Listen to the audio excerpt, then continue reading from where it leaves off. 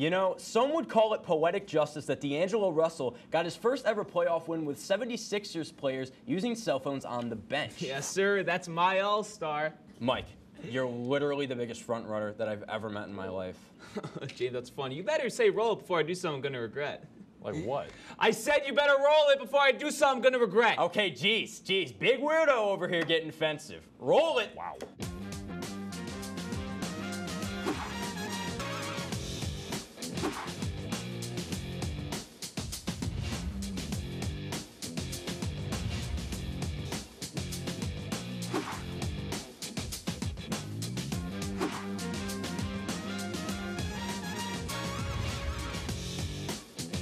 Good evening, everyone, and welcome back to Oswego Sports Update. Thanks for staying up with us on this fine evening. I'm your host, James Cataldo, joined by drake-deese and Mike Morano. How you guys doing today? Good semester so far? Everything except Spanish. This semester is going, yes, it is going. What advice can you give the students out there that are watching tonight that are struggling to get their GPAs up? I'm sorry, Mom. Don't look at the final grade. Kids, buy a corduroy suit. You'll be much happier with yourself. Well, you can forget about all the grades tonight because between Oswego Sports and Pro Sports, we got a lot of sports tonight for you here, and we're going to get it kicking off with some Oswego men's tennis. Sports. The Oswego men's tennis team was able to improve their record to 5-5 after a dominating 8-1 win over Utica College this past Sunday. The Lakers were led by Curtis Farmer and Daniel Maslowski, who took care of the doubles portion of the match, overtaking the Pioneers 8-4. Right behind them, Justin Shirty and Alex Mintz owned the competition in an 8-2 victory. Mike, I'll start with you. This is a much better Lakers tennis team than what we're used to seeing in the past. They actually already equaled their win total of 5 from last year. How does this tennis team improve even further with only a few matches to go, and where do you see them finishing off the year? Like you said, as this is an improvement of the season. Like you said, they already tied their wins. Couple things they have to fix though. 2 and 3 at home. That is something that they need to get. It's home. This is the games that you need to be winning. Or at least have a better improvement on. On road, they're undefeated at 2-0, and they're beating teams that, they have their number. They're beating Elmira, they're beating Utica, and that's just in past seasons too. They're just always dominating them, and those are games you have to win. So I'm glad they're consistently capitalizing on that. They have a couple of games now that if they win, it'll just be a win in itself. They have to face Oneonta, who they've never beat before. That's going to be a big game. And they also face St. John Fisher, who they're 1-13 against. And they haven't had a win against them since 2007. If you win at least one of those games, or at least compete heavy enough to make them, work a little bit, it's a win in itself, I believe. Yeah, I think one of the underlying tones that you're talking about there is momentum. And I think that really begins with the home play that you're talking about, because when you get those games at home, those are your momentum and confidence builders, because you're in the familiar territory and you're able to build up and really work on your game plan there. There's less distractions than when you're on the road. I think that what you're talking about with the opportunities coming up, that's only added to the momentum, because especially if you can take the next one after a really solid showing against Utica, that's great momentum moving forward into the rest of the season and can really prove how serious this team is. Well, the one matchup that I really like to touch on when talking about this tennis team is a close matchup like when they played Edgewood College. They lost that entire match 5-4, and there are a lot of contributing factors that go into a tennis match. You obviously have to win in singles and doubles, and the highlight of this team this year has been their phenomenal doubles play. So whether it's Brian Emagols and Vlad, or Christopher Guyver and Anthony Salerno, or Daniel Maslowski and Alex Mintz, they're really able to get it done on the doubles end. And against Edgewood College, they dropped 3 singles matches. So if their singles players aren't really stepping up in the games or in the matches, the doubles are able to take it over and be able to kind of pull the weight a little bit, which is something that I think is going to be crucial for them down the stretch of the season. Yeah, especially going into the season now, they have to capitalize off what they feel is most strong. You got to win those games on the road now. You got to be more dominant in the doubles. If the singles aren't, competitive enough, you have to rely on those doubles in order to compete. They have to really improve on those singles, because if they're not doing that, if the doubles can't pick up the pace, they're going to lose. Yeah, you're going to be worried if you can't win on both sides of that. You can't lean on one more than the other. Well, the men travel to Oneonta to take on Farmingdale and Oneonta on April 20th. Time of first serve is yet to be determined. From one Laker squad against Oneonta to another, the baseball team swept the Red Dragons in a weekend triple-header with scores of 7-2, 1-0, and 5-2. Count them, 1, 2, 3. The guys are now 20-8 and are clicking on all cylinders, sporting a 7-game winning streak. Bo, I don't mean to look ahead. It might be what I do, though. But they host Ithaca College on the 23rd. They just lost to them 5-6 on foreign turf. Do you see them beating this Ithaca team at home, and do you see them keeping their winning streak up to and throughout that point? James Gattado looking ahead. What a concept. Have we ever seen that before? What do they have to look at? Well, obviously they're coming off a 8-game win streak. That's huge. And they've only allowed 8 runs in the last 7 games. So they've only allowed, 5 of them are earned. So what does that tell you? That tells you that the pitching has been really solid. The fielding has also been very solid, not allowing a ton of runs in obviously the total of those games, because some of the games have been pretty ugly, but their offense has been really cooking. And one of the things that they can carry is the fact that their pitching has not been great down the later stretches. However, I think they can look at the way they've been playing now and saying that they might have a better chance than they did earlier in the season against Ithaca. Again, it's the same story again with the tennis team too, riding momentum. They're on a 7-game winning streak. I mean, they have to just keep riding that. It seems like the baseball team honestly just probably watches OSU and probably listens to what I have to say because their pitching has been phenomenal since I've said that. Mike I'm not trying to brag or anything. coach. Yeah. It's just something that I've heard. I'm not trying to brag, but they have a couple tough matchups ahead. Ithaca's going to be a tough matchup, but if they ride the momentum into that, it's just going to be like any other game, and that's something they have to. They can't just think about, oh, it's at home and we're not doing too well against Ithaca. It's just another game, and they've been dominant since then. Well, it's not just the pitching. It's definitely the batting, but it's not just the batting either. It's the contact hitting. It's everything. They have 9 players batting over 300 this year. This is the definition of the Division III team equivalent to the Boston Red Sox. Really, though, this is the contact hitting team. Yeah, they're 5-10 on the year. That can make. They didn't start the year well, That's and cool. now we'll see what happens as they go forward. But they're in a great position, especially because of all the tools that they have, making a possible deep run in the NCAA tournament. We'll see how they play out. In this week's Laker Sports Preview, the baseball team has a doubleheader against Alfred State tomorrow at 2 and 5, and the softball team is squaring off against Buffalo State in another doubleheader at 3 and 5 p.m. on Friday. Give me some predictions, boys. What do we see happening in these 2 homestands? I think for the baseball team, I think this game against Alfred State is going to be really important. And maybe not as much in the win-loss column, but I think as a momentum. This is the last game in your really long homestand, and you're playing off a team that is a little over 500, so it could be a tune-up moving into your away games. It's a home game, and they're solid at home. I mean, that's it. That's more. What more can you want me to say? They're solid. They're riding this momentum into home. I think this is an easy lock for them to win. What do you think about the softball team? Because they haven't been as good as they normally are in the past, but that shouldn't stop them. As this is a homestand. This is on their home turf. What do you see for them in this homestand, and how does this homestand affect the rest of their season? I think one of the things that I'm still nervous about is the fact that they're 3 and 5 in SUNYAC play, and the whole thing about this next game that they're rolling into, it's all about prove me wrong, because I don't know what they can do at this point, and it's really kind of, but if anything, it's on a downhill slope for me, so I want them to prove me wrong. I mean, what the worst thing about this team is that when they start to get good, a game gets postponed, and that completely throws off their, again, if games aren't getting postponed, they're a better team than what their record is showing at the moment. So if they continue to play games and start getting into a rhythm, they could be a better team. Well, make sure that you guys head out to the Lakers softball and baseball fields this week, because these are 2 homestands that you're not going to want to miss. It's going to be a lot of fun. When we come back, we got dual threats for the headline hits and talk of the town for the first time in the history of OSU. It's 2 cities in the Quaker State, Pittsburgh and Philadelphia, up next for the first time. Stay tuned. You're watching OSU.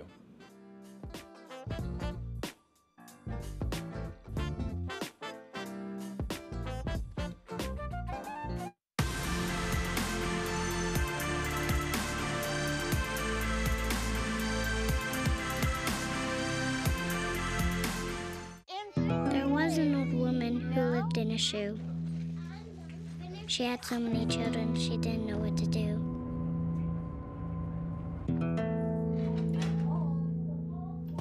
She gave them some broth without any bread and kissed them all soundly. Lights out. Good night. And put them to bed. Hunger is a story we can end. End it at feedingamerica.org. Oh my god, so you'll never believe what happened to Khloe Kardashian this week. Oh my god, what happened? Tell me. Okay, so she was at the mall, shopping at Saks. Oh, hey, didn't see you there. Hey, we're practicing for our new show, What's the Tea, starring me. And me. Hey, Brianna, when does it air? Every other Sunday at 10 o'clock. Oh yeah, I almost forgot. Anyway, I can't wait for you to sip some tea with us. Only on WTOP.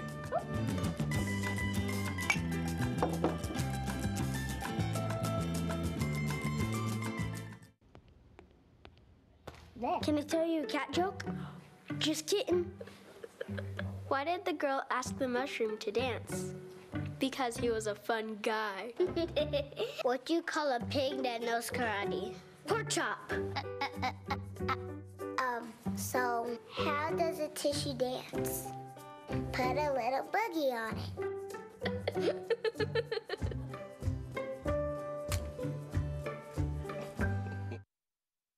Opioid dependence can happen after just 5 days. Know the truth, spread the truth.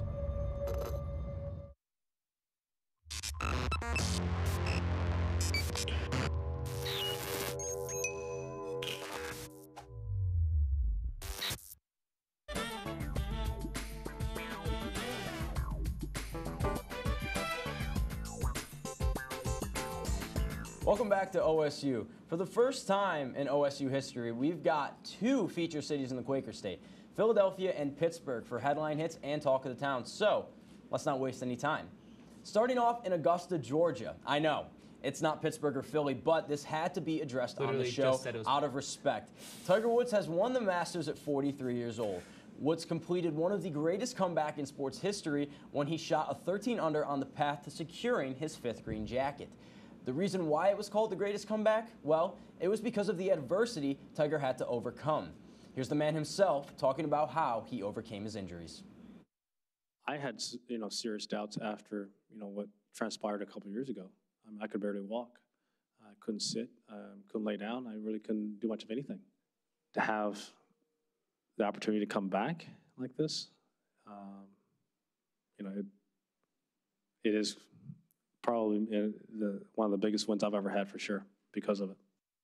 Many call this the greatest comeback ever. Bo, I'll start with you. Is this the best comeback in sports history? And is Tiger Woods the GOAT of not only golf, but of all of sports? Why or why not? Okay, he's not the GOAT of all sports. I'm sorry, but I consider golf to be a game and not a sport, but that's my personal opinion. Oh my goodness. Retired athletes will tell you differently. I will say that Tiger's story is a great comeback story. There's no denying that. I don't think it's the greatest comeback story ever. One of the things that I think of when I think of a great comeback story would be something more along the lines of Magic Johnson or Michael Vick or Peyton Manning. What? That's kind of where my head starts to go. However, I think he is the golfing GOAT.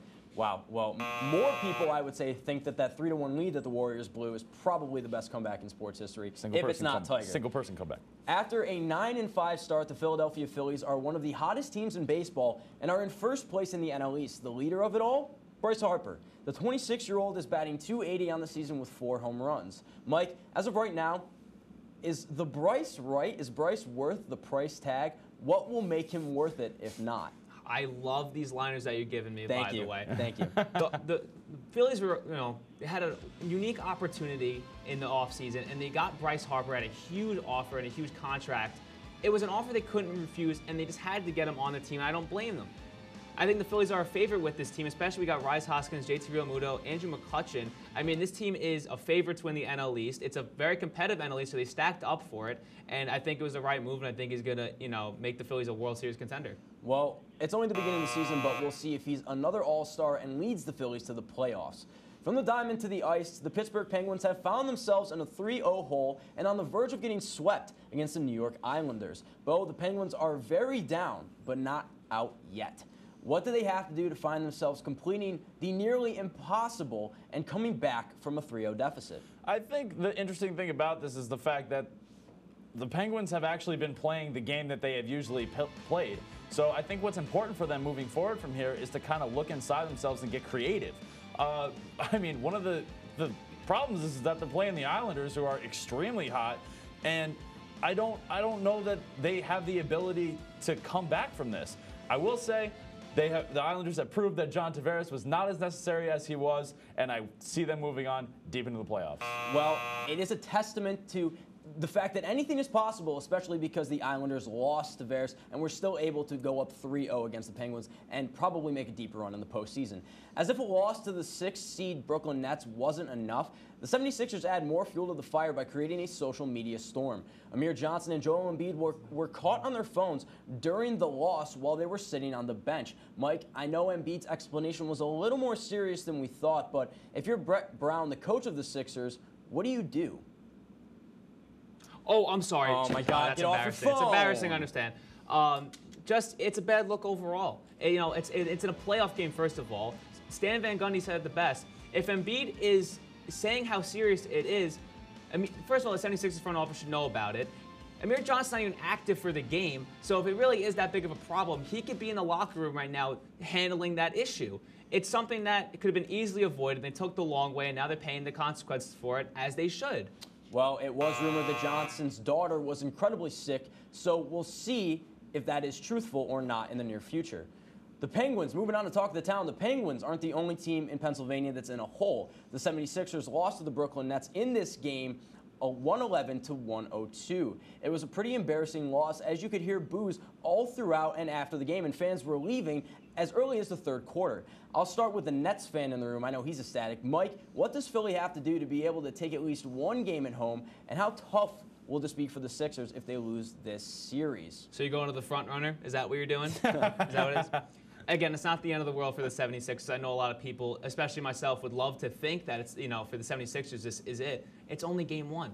Nothing is, crazy yet. The 76ers struggled tremendously. Don't get me wrong, with the 3 for 22 going beyond the arc. And, 76ers had a couple bad looks here, especially with Joel Embiid. He was injured, he was not injured, he was questionable, then he was in, and then he left the game. And, it just doesn't look too good from a franchise if you don't know how to handle Joel Embiid. If it was that serious and the front office knew about that, limit his minutes and have him off the bench. So if he gets hurt, that's going to be it for you for the series. So a couple of mishandlings here and there, but they seem to recover it in game 2 so far. It's not the end of the world by any means for the 76ers yet, as much as I would like to believe. Well, they actually won. They won 145 to 123. They just evened the series up. Exactly. Right, so it's not the end of the world. And that right there is a statement win, because I feel like after the Nets won game 1, everybody was kind of looking at them and saying these guys are indestructible. And I don't think that's accurate, but I think they're definitely tougher than the 76ers are. One of the problems that I had this entire game was that Joel Embiid is just getting way too mad about nothing. Okay? Literally, somebody plays good defense on him and he's elbowing them in the face. I don't know if y'all saw that. I saw that. Oh my God. Saw that. That's dirty basketball, and it's incredibly unnecessary. Emotional player. I don't even call it emotional. I think it's just weak. I think it's called petty. What do the Sixers have to do? I mean, first of all, they got to round in Embiid, because he had a stretch where he literally took 5 threes for every other possession and missed all of them. I mean, I don't know that he made a 3 in that game. In fact, I don't think he did. They were trying. They were ice cold from beyond the arc already, so they just tried to keep going and going, and they just couldn't get it going. So when you miss that much, it's just going to pile up, and that's going to take yourself out of a slump never works that well. Not in the playoffs. Works for me. The biggest thing about the Sixers that they can sport is their defense, and Jimmy Butler is such a good defensive player, and he has so many great defensive pieces around him. Best two-way player in the NBA. Ben Simmons, a great defensive point guard. Joel Embiid, always a candidate and a possibility as a dark horse for Defensive Player of the Year. He is always going to be that third option for them. And as a third option, if the Sixers aren't sporting defense, when they allow 45% from three-point land against their opponents, it's really not that good of a look. And against a 6 seed like the Nets, I'll ask this. If they lose to the Nets, is this, and Jimmy Butler, he's a standout player so far in these playoffs, is this his audition tape for the Nets? It better not be. It better not be. I mean, the Nets are riding off of team chemistry. That's just something that that's just been their X factor, arguably is their team chemistry. They had the vets having these young NBA players, nurture them into becoming everyday NBA players. Jimmy Butler seems to mess up any team chemistry he ever has. If they lose a game, he's going to take all the Nets bench players and have a practice game and have them destroy them. I don't like it. I swear to God, if the Nets beat the Sixers and Jimmy Butler goes there, I'm making a musical about it. That's how weak it is. Okay, yeah, that's fine. We'll see what happens. Talking about weak moves and controversy and all that, after Antonio Brown acquired the bag, secured the guap, whatever you want to call it. Flow rider? Former Steelers teammate Juju Smith-Schuster was one of the first people to congratulate his former wideout partner. After that, it all went downhill from there when Brown made an absurd reply to a comment calling Smith-Schuster the MVP of the team this past season. Things escalated and Brown was put in an awful light by the media. Boys, do we see this escalating from here, or is it just ending here? Why do we have to fight? Exactly. Why can't we be friends? Don't do that. Don't do that or I'm going to fight you. This is not a good look for Antonio Brown, but again, you know, as a Raiders fan, I'm not going to be worried. You know, this is probably going to pick up on the field, and I think we know that. I'm going to keep my emotions off the internet for now. Thank you. Does a terrible job at that. You know, if it escalates to the field, then it escalates on the field. If it's going to affect him playing, you know, and then that's a problem, and then that's the point where. Well, people as a Raiders fan, how do you think that? Like, how do you think that affects the I'm not franchise? Gonna let, I'm it's not bad, gonna, right? I'm not going to sit here and go, well, that's it. You know, the Raiders, they should cut him. Again, it's just social media beef. Again, I'm not gonna sit here and say that. You know, it was obviously a bad look, talking down on a teammate, especially a young guy like that who was just looking up at someone. Who looked up to him. Sometimes, you know, your heroes, they're just not meant to be. You know what I'm saying? Yeah, so, they say that. Don't meet your heroes because it's bad. And apparently, I mean, the same keeps here. And the same thing I talked about the Joel Embiid thing is like just because somebody says something on Twitter or plays well or does something, why do we have to make it such a big deal? Can you just deal with it? Like, I just don't understand why it has to be this big, especially when you're in a new market and you're trying to make friends. Why are you burning bridges back where you came from? I don't get it. This is the Fergalicious definition of idols becoming your rivals. And if you look at the statistics, many do believe that Antonio Brown is the best receiver in football. But if you look at the statistics from last season, Juju Smith-Schuster had over 1,400 yards with 7 touchdowns as the second option compared to Brown, who had almost 1,300 yards for 15 touchdowns. How important is this season for Juju to prove a point? And do you think that Smith-Schuster is going to have a better season than his idol? He's certainly going to have a bigger role. I mean, what wide receivers do the Steelers have now? Again, he's probably going to have a lot of, you know, his numbers are going to be up just because he's just going to have a bigger role. Again, you're competing against Antonio Brown, though. That's the thing. Again, well, they'll see them in the season because they're obviously both AFC teams. They're going to see each other, but they're not going to be on the field directly covering each other. I'm sure they'll put Antonio Brown as quarterback just so he can guard him. I wouldn't be surprised. I wouldn't be surprised. Oh my goodness. If I was general manager, that's what I would do. Well, I think it's going to be interesting to see how Juju's going to combine with Ben Roethlisberger and see how that connection is going to work, and if that's going to play more into him having a bigger role, or if it's actually his own skill now that he's going to be one of the more primary targets for him. So, what do you think happens if Brown? Quick take. What do you think happens if Brown is underwhelming in a Raiders uniform, Mike? Really quick. They have to just keep going. Again, he has a big contract. I wouldn't penalize him. Do they dump Carr? Yes, probably, because they're looking for any excuse because now AB's their guy. Yeah, you got to build around him. Well, we'll see what happens. When we come back, consistency. It is always the key. They had the fundamental in Tim Duncan, and the San Antonio Spurs are the perfect example of that. Drake-Deese is giving you his final take on it after the break. Stay tuned. You're watching Oswego Sports Update.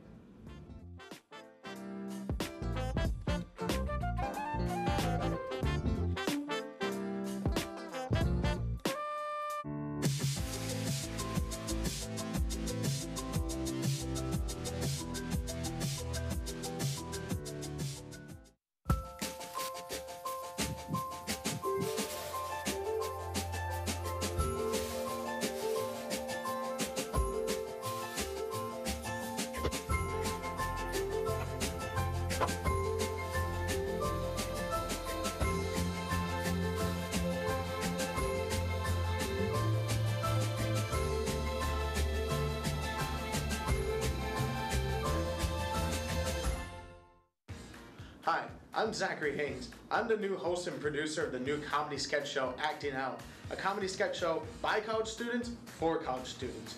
You can check us out here on WTOP every other Sunday this semester on B weekends. Okay, I guess B weekends are down here now in the bottom left corner of your screen. Anyways, we got all sorts of great sketch. Okay, guys, what's going on with the set? What's going?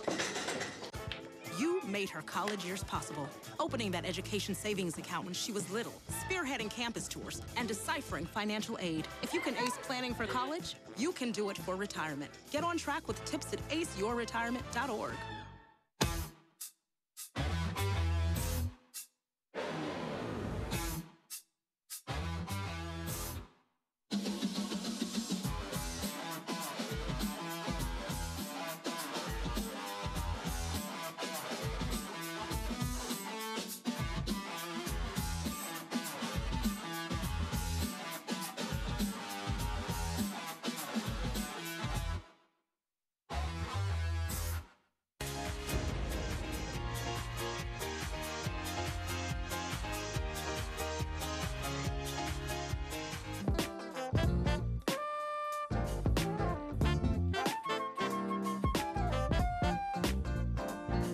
The world of fashion is constantly changing.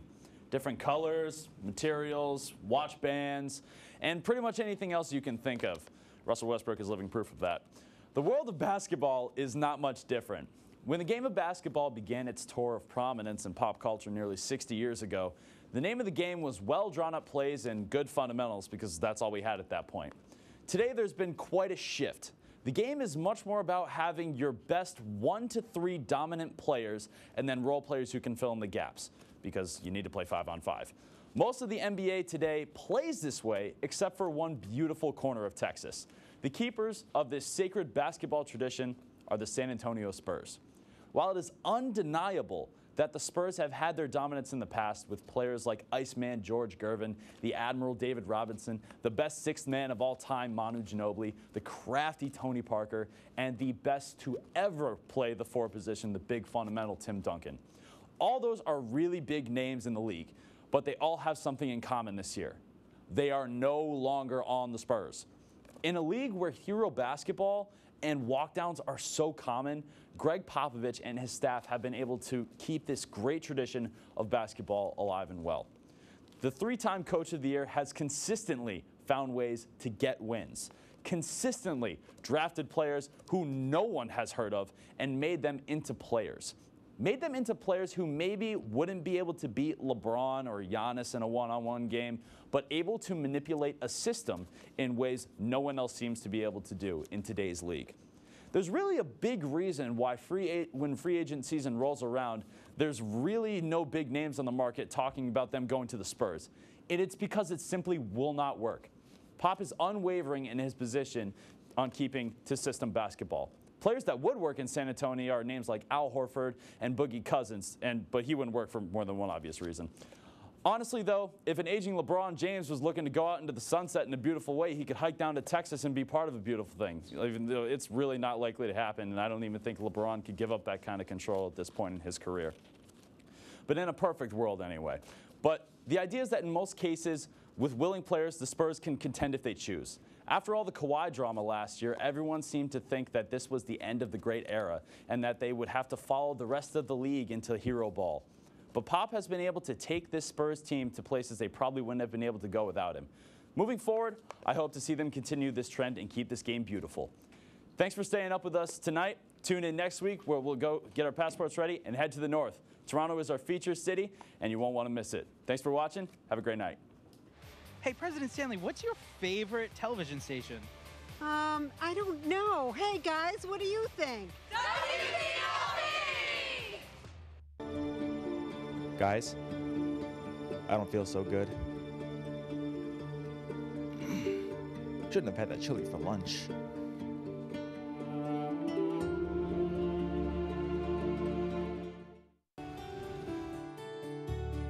The second I got on the campus, I knew Oswego was the place to go.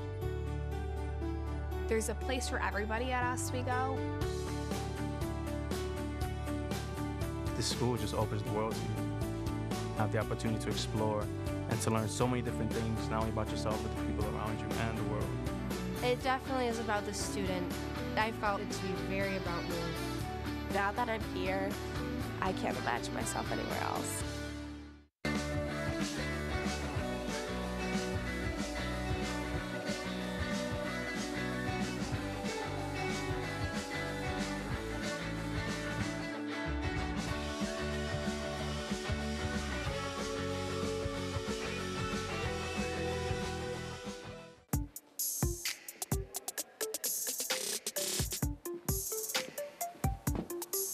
How do we afford all this?